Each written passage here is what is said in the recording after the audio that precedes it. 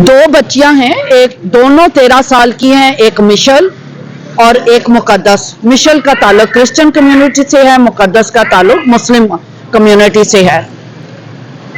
इन दोनों बच्चियों को, मिशल जो है वो 29 दिसंबर की गायब है और उसका तो आज तक पुलिस कोई सुराग नहीं लगा सकी, बावजूद सख्त अदालती अहकामात के कि उस बच्ची को ढूंढा जाए।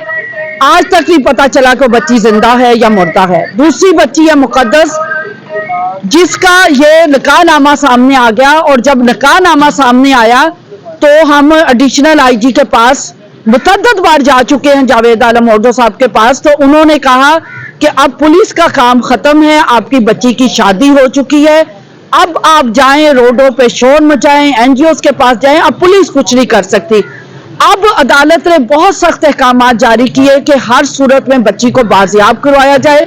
तो इंस्पेक्टर शाजिया, इनके वालिद को, जो कि माजूर भी हैं, जो कि मोजे बेचते हैं, उनको उन्होंने कहा कि आप एसी वाली गाड़ी करवाएं और 150 लीटर पेट्रोल का बंदोबस्त करें, और 2 दिन हम आपके मेहमान होंगे, सारे अखराजात आपने पूरे करने हैं, तब हम बच्ची का छापा मारने के लिए, बच्ची को बाजियाब करवाने के लिए शहजाद कमरकोट जाएंगे।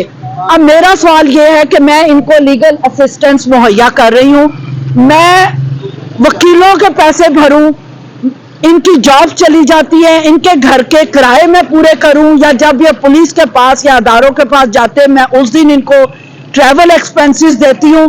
अब मैं ये अखराजात में कहां से पैसे लाऊं?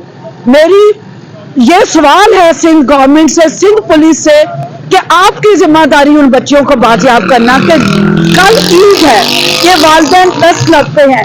मिशल के वालिद अभी पहुंच नहीं सके, वो ईस्टर उन्होंने कैसे मनाया? वो घर से तक नहीं निकले कि उनकी बच्ची का कुछ अता पता नहीं है, क्योंकि वो बहुत कमजोर है, उनके पास कोई माली वसाइल नहीं है।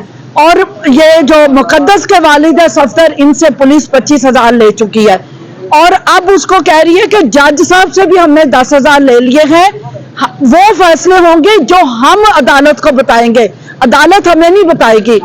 अब इस हद तक बेहिसी, जब तक हम इसको इंटरनेशनली नेशनली बातों को उछाले नहीं, क्या इंसाफ मुमकिन नहीं है पाकिस्तान में? हम चाहते हैं खामोशी से, हमारा मुल्क है, इसका इज्जत खराब ना हो ये अदारों की गफलत की वजह से, लेकिन सिंध पुलिस में ऐसी काली भेड़े हैं जो हर तरीके से अपने अदारे की भी बदनामी का सबब है और अपने मुल्क की भी बदनामी का सबब है।